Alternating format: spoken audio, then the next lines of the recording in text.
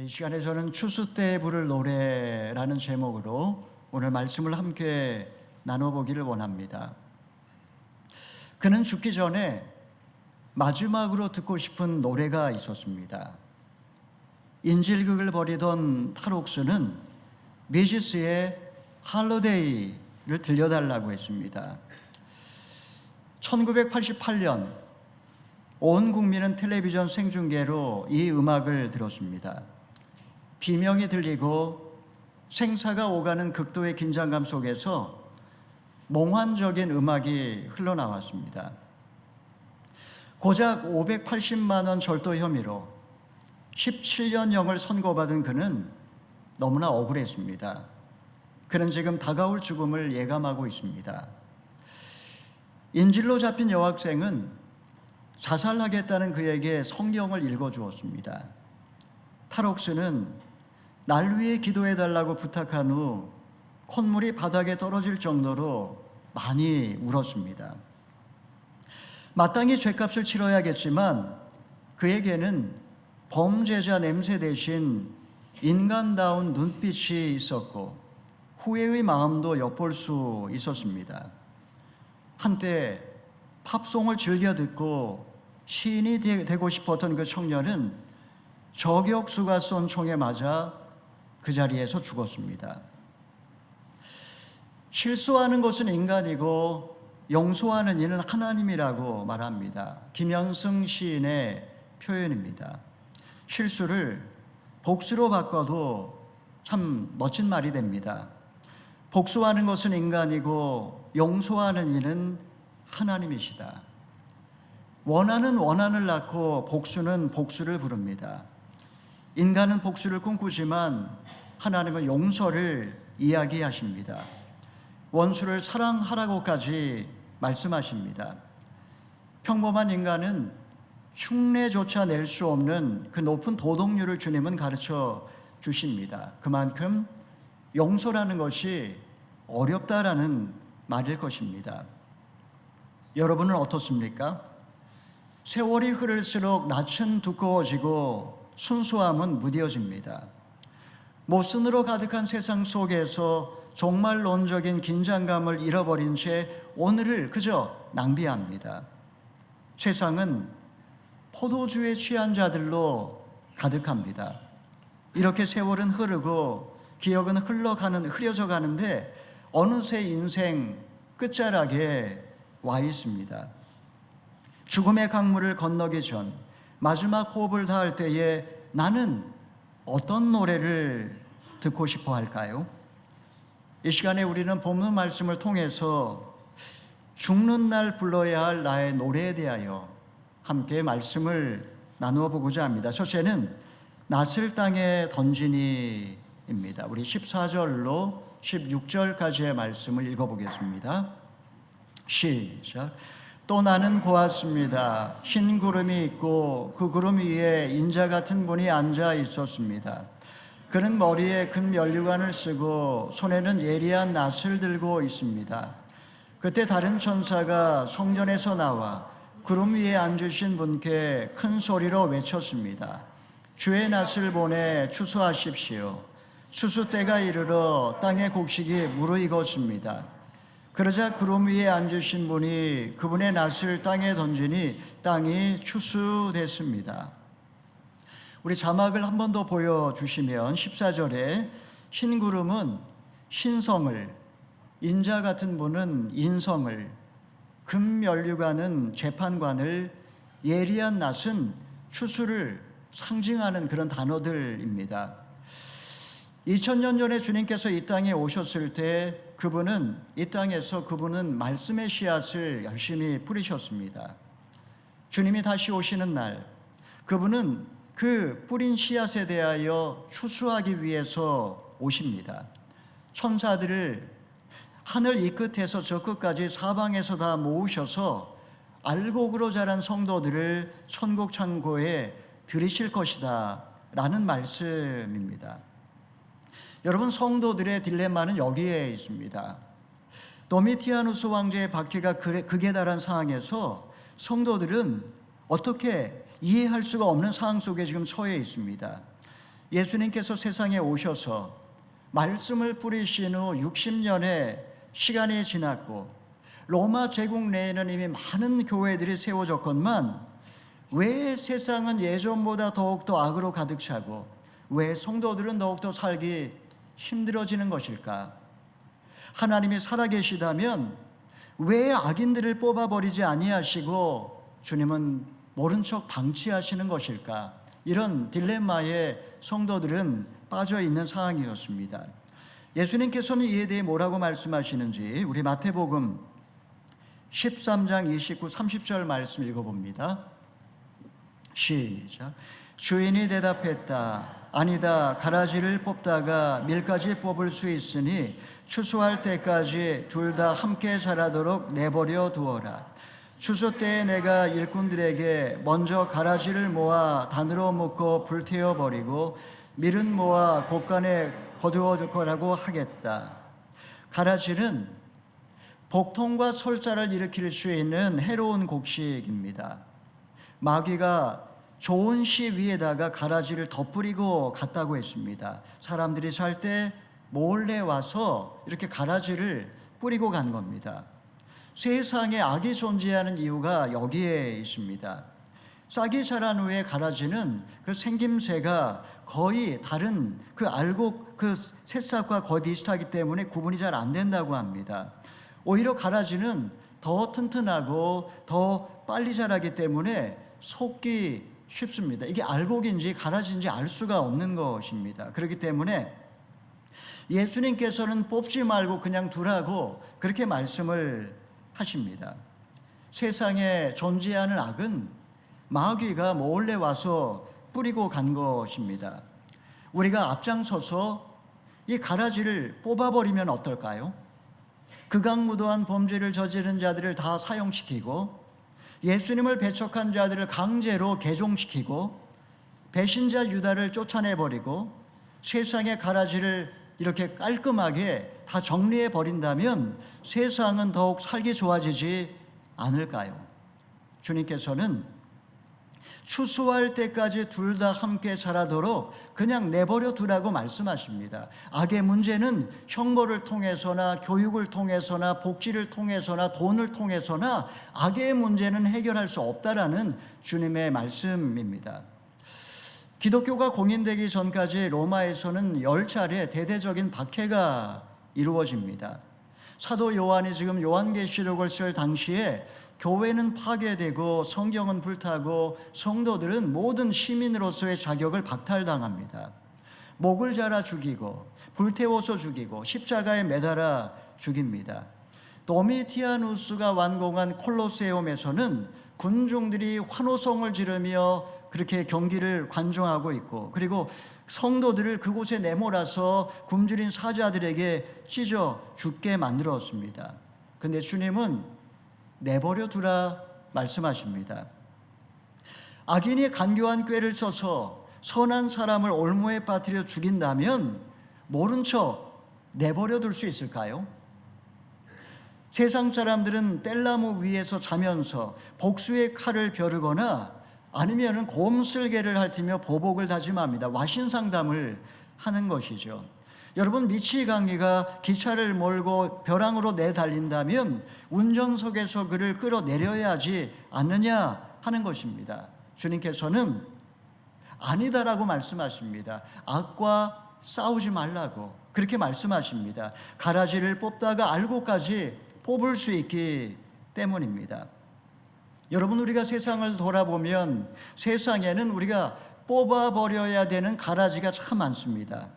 촛불을 들고 나와서 뽑아버리자고 외칩니다. 정치인들도 썩었고 그리고 기업가들은 더 썩었다라고 말합니다. 우리 주변에도 내 마음에 안 드는 사람들이 너무나 많습니다. 경제적 능력도 없고 술, 담배 먹고 무기력한 남편도 뽑아버리고 싶고 교회에 안 나오고 불신자와 교제하는 자녀들도 다 뽑아버리고 싶고 여러분, 우리 마음속에 그런 심정이 있습니다. 뽑아버린다고 세상이 달라지고 내 인생이 햇볕이 쨍뜰까요? 여러분, 이렇게 뽑아버리면 뽑아버릴수록 더 많은 가라지가 자라기 마련입니다. 여러분, 내 인생에 하나님이 가라지를 보내주셨다면 저 인간 때문에 내 인생이 비참해졌다면서 뽑아버릴 생각하지 마시고 그냥 함께 사시기 바랍니다. 그가 알곡인지 가라지인지 보석인지 아무도 모릅니다.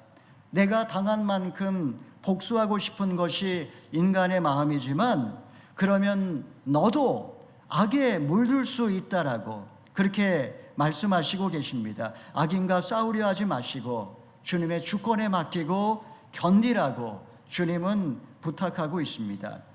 자, 그러면 언제까지 참고 견뎌야 할까요? 둘째는 터져버린 포도송이처럼입니다. 우리 17절에서 20절의 말씀 읽어보겠습니다. 시작. 다른 천사 하나가 하늘에 있는 성전에서 나왔는데 그도 역시 예리한 낫을 들고 있었습니다. 또 다른 천사가 제단에서 나왔는데 그는 불을 다스리는 권세를 가지고 있었습니다. 그가 예리한 낫을 든 천사에게 큰 소리로 외쳤습니다. 너의 예리한 낫을 보내어 땅의 포도송이를 거두어라. 땅의 포도들이 무르익었다. 그러자 그 천사는 땅 위에 낫을 던져 땅의 포도를 거두어 하나님의 진노의 큰 포도주 틀에 던졌습니다. 포도주 틀이 도성 밖에서 밟히니 그 포도주 틀에서 피가 흘러나와 말들의 굴레까지 닿았고 흘러간 거리는 1600 스타디온이나 됐습니다. 우리 18절 말씀을 좀 보여주시면 불은 심판을, 포도송이는 악인을 상징합니다. 그리고 20절로 넘어가 보면 도성밖이라는 그런 단어가 나오는데 도성밖이란 세상을 의미하는 단어입니다. 이 땅의 모든 악인들을 앞좌키에 넣고 밟으니까 그 피가 말굴레까지 닿았다라고 했습니다. 여러분, 말굴레가 뭐죠? 말머리에 씌운 굴레입니다. 말굴레까지 닿았다, 한 1.5m 정도 높이까지 피가 가득하다라는 말이고 1600 스타디온은 4 곱하기 4 곱하기 10 곱하기 10입니다. 땅 동서남북 4, 이것은 땅의 숫자이고 10은 완전수를 의미하는 것입니다.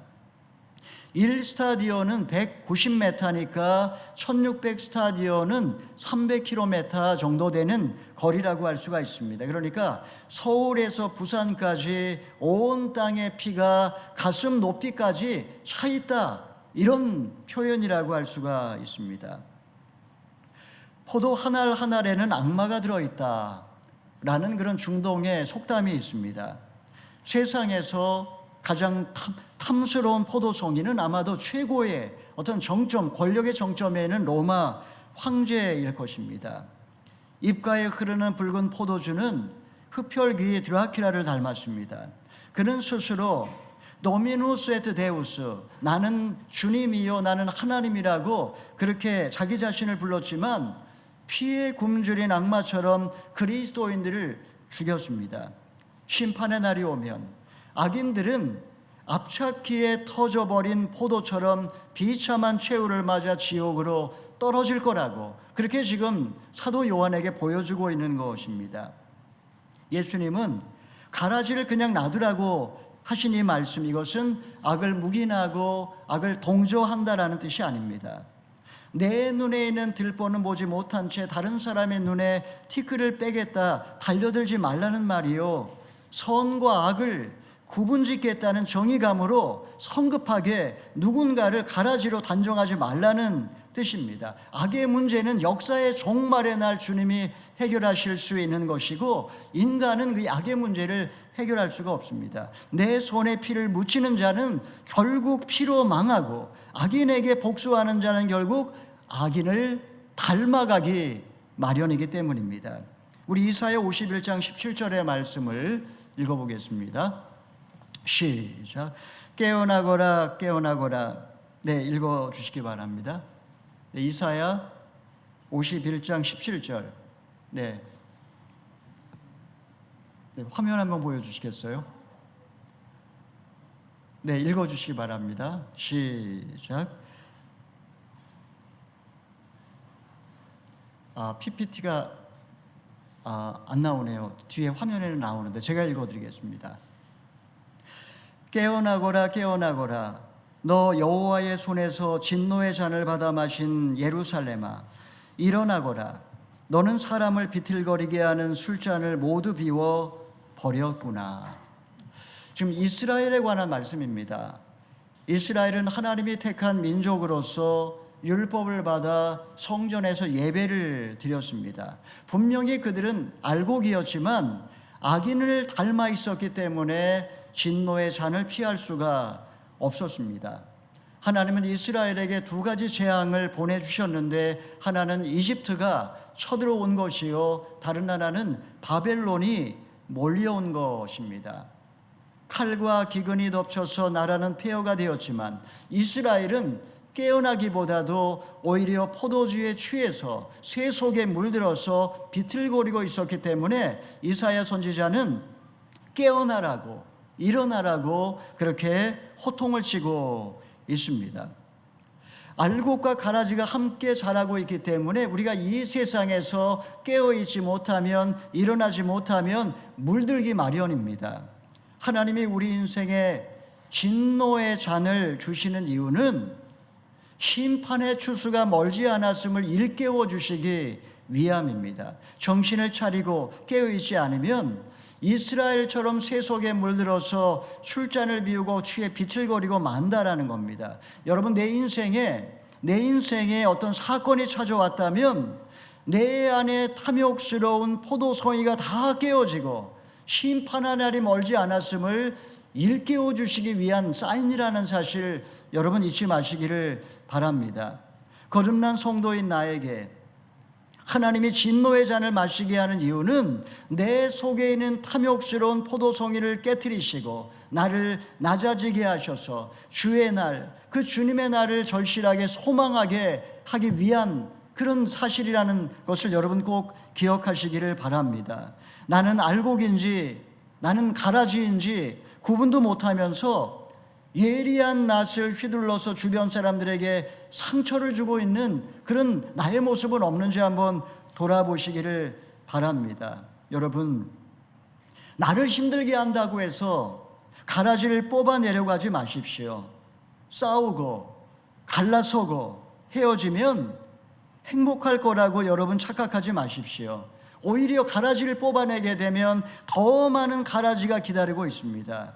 인생의 고난이 찾아올 때 내 속에 있는 이 탐욕의 포도송이를 발견하게 하시고, 그리고 주님은 나로 하여금 주님의 오심을 기다리게 하기 위한 그런 하나님의 섭리라는 사실을 여러분 꼭 기억하시고, 그리고 오히려 여러분 가운데 있는 고난, 이것을 잘 견뎌내시고 또 이겨내실 수 있기를 바랍니다.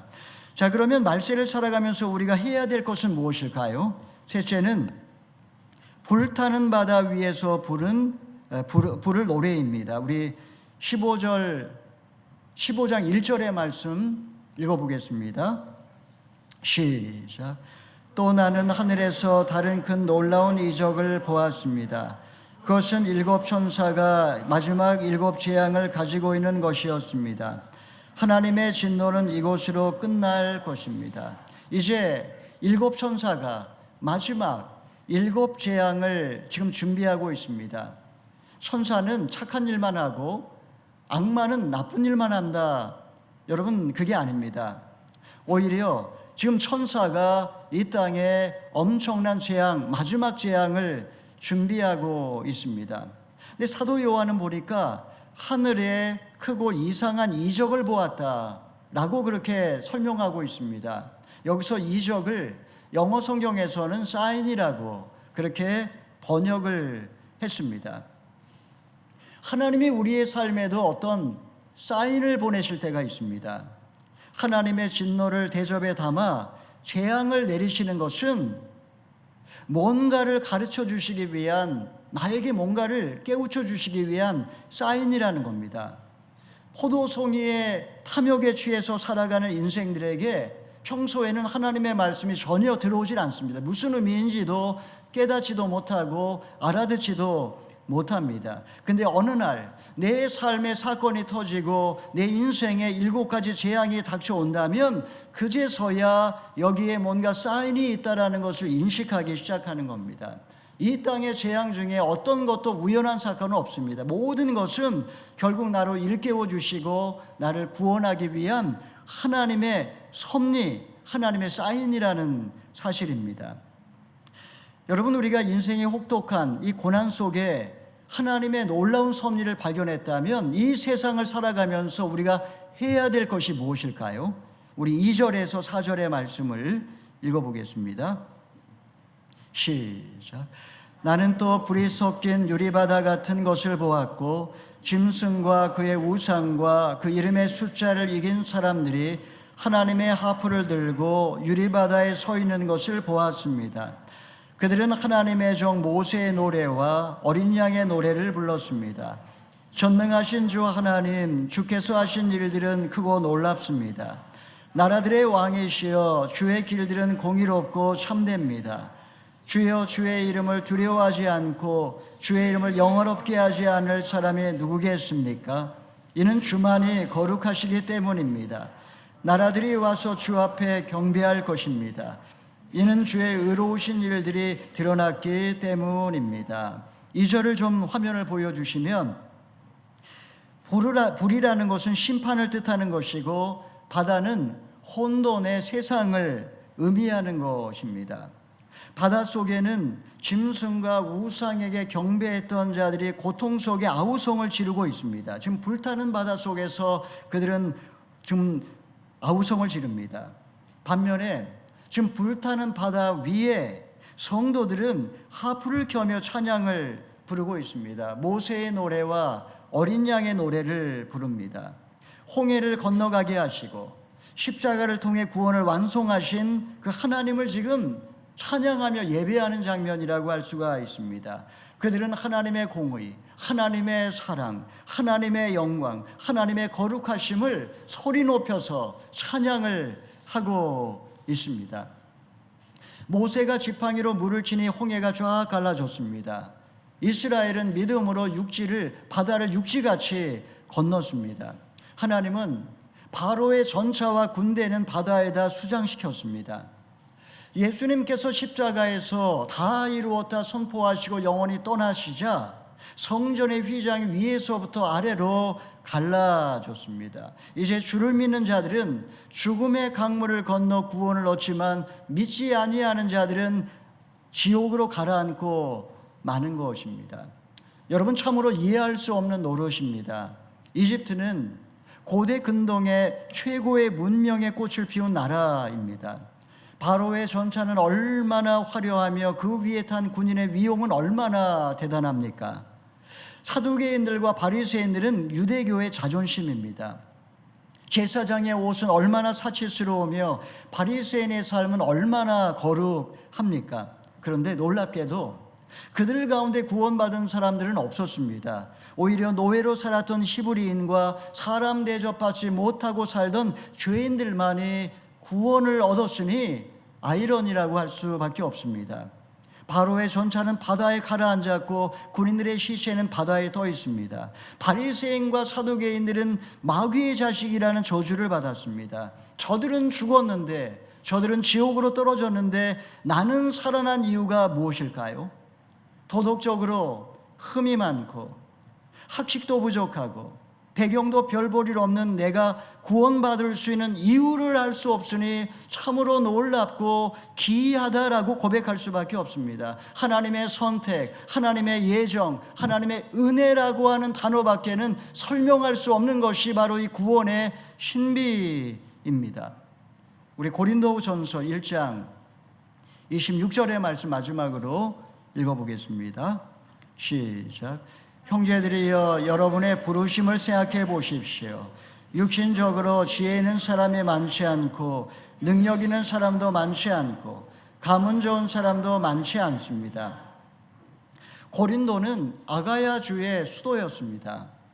인구 60만 명의 국제도시였고 장사로 부를 일군 사람들이 많았습니다. 거리에는 돈이 넘쳐났고 해변에는 권력가들의 별장이 즐비했습니다. 그들 중에 교회에 출석하는 사람들은 거의 없었습니다.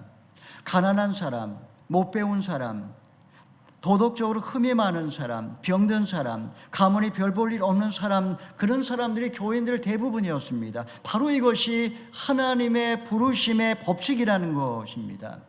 마태복음 1장에 보아도 거기에 나와 있는 족보도 비슷합니다. 믿음의 조상을 키워냈던 사라라든가 리브가라든가 이런 믿음의 여인들의 이름은 전혀 등장하지 않습니다. 오히려 시아버지와 바람을 피운 다말, 이방 창기 라합, 모압 여인 룻, 우리아의 아내 바세바, 처녀의 몸으로 임신한 마리아 등 문제 많은 5명의 여인만 등장합니다. 여러분, 이것이야말로 하나님의 그거 놀라운 구원의 신비요 구속사의 클라이막스입니다. 여러분, 이것을 어떻게 설명할 수 있겠습니까? 여러분, 노예 백성 이스라엘은 홍해를 건너 구원을 얻었고 아무 공로 없는 우리는 불 섞인 유리바다에서 구원을 얻었음을 믿으십니까? 여러분, 하나님은 사람을 외모로 취하지 아니하시고 곤고한 영혼이 주님 앞에 있는 모습 그대로 엎드릴 때 은혜로 구원해 주실 것을 믿으시기를 바랍니다. 지금 비록 내 삶이 불 섞인 유리바다처럼 고난으로 가득하다 할지라도 여러분, 그 입술로 하나님을 찬양하시고 여러분 구원해 주신 주님을 노래하시기를 바랍니다. 황해도 재령 출신의 한 청년이 해주에 음악학교를 다니면서 성악을 공부하던 그 해에 6.25를 맞습니다. 폭설이 쏟아지던 그해 겨울 일사후퇴 때 목숨을 걸고 피난길에 오릅니다. 폭격 맞은 철로를 건너다가 떨어져서 구사일생으로 살아납니다. 고향을 등지고 부모와 생이별을 한 그는 서울에 홀로 정착합니다. 가난에 절망한 나머지 남산에 올라가 몸을 던졌는데 다행히 옷자락이 소나무에 걸려서 겨우 목숨을 건집니다. 며칠 전 95세의 일기로 세상을 떠난 희극 배우 송혜의 이야기입니다. 그가 지난달에 뇌졸중으로 쓰러진 후 아산병원에 입원합니다. 험한 세상을 이겨낸 입지전적인 인물이었지만 하나님 없이 살았습니다. 딸과 손녀의 간절한 기도 덕분에 병상에서 그 짧은 시간 동안에 그는 예수님을 영접합니다. 손녀가 예수님의 사랑을 전하고 손을 잡고 기도할 때 그는 아멘, 아멘 하며 화답했다고 합니다. 그는 지금 천국에 가 있을까요? 여러분, 역사의 마지막 날, 내 인생의 죽음의 때 두 종류의 추수가 시작될 것입니다. 불 섞인 유리바다 같은 세상에서 한 번도 죄를 짓지 않고 고난을 겪지 않은 사람 누가 있겠습니까? 세상의 악에 침묵하시고 나를 운명의 사슬에 버려두시는 하나님에 대해 원망하며 탐욕스러운 포도송이를 쫓아본 적이 없는 사람이 누가 있겠습니까? 중요한 것은 그 인생의 마지막 날 결론입니다. 여러분, 인생의 마지막 날 불 섞인 유리바다에 서서 지난 인생을 돌아보면서 모든 것이 하나님의 은혜였음을 고백하며 내가 불러야 될 노래는 무엇일까요? 나는 승리의 날에 알곡으로 구원을 얻는다 할지라도 나의 부모와 나의 형제 자매와 배우자와 자녀가 여전히 심판의 날에 포도송이로 짓밟히지 않도록 복음을 전해야 하지 않겠느냐 하는 것입니다. 그날이 찾아오면 복음을 전할 시간도 회개할 시간도 없을 것입니다. 사랑하는 여러분, 알곡과 가라지가 섞여 사는 세상 속에서 고난으로 잘 연단받으셔서 내 안에 있는 포도송이 같은 욕심들이 다 사라질 수 있기를 바랍니다. 내 몫의 십자가를 이 땅에서 인내와 믿음으로 지고 간 자만이 그날 영광의 면류관을 얻을 자격이 주어질 것입니다. 마음에 들지 않고 외면해 버리고 싶어도 그냥 두어라 하신 주님의 말씀에 순종해서 끝까지 견디시기를 바랍니다. 사랑하는 성도 여러분, 지금 역사는 전진하고 있고 교회는 새로운 탄생을 준비하며 몸부림을 치고 있습니다. 언제나 중요한 것은 현상이 아니라 그 이면의 본질입니다. 공부 못해도 괜찮습니다. 성공 못해도 괜찮습니다. 돈 많이 없어도 그게 중요한 게 아닙니다. 가장 중요한 것은 내 이름이 생명책에 농명되어 있고 죽음 이후에 영원한 천국이 보장된 것, 이게 가장 중요한 것입니다. 이번 한 주간도 불이 섞인 유리바다에서 나를 힘들게 하는 사람들 다 용서하시고 해석할 수 없는 세상 속에서 하나님의 구원과 사랑을 찬양하면서 현재의 고난을 잘 견뎌내시는 저와 여러분 다 되기를 주님의 이름으로 축원합니다. 아멘.